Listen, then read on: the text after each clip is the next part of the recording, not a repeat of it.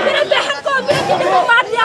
ये जो यहाँ पर है, कहाँ में देखने के लिए आया तो काट दिया। देखो पूरा यहाँ पर भी है और यहाँ पर भी हो गया तो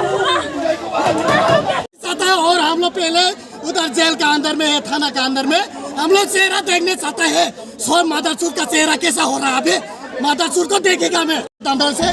और प्योर गैस 3 लोगों को मार के जख्मी कर दिया। हम लोग कोई रिक्वेस्ट किया, खाली चेहरा दिखाने के लिए रिक्वेस्ट किया है। चेहरा देखो ना, हम लोग का काकी काका छोटे मेरा प्यारी लगता है, वो मेरा रिश्तेदार वाला है। चेहरा देखेगा तो क्या हो गया उसको, मादरचोद को, विजय मादरचोद का चेहरा देखेगा मैं।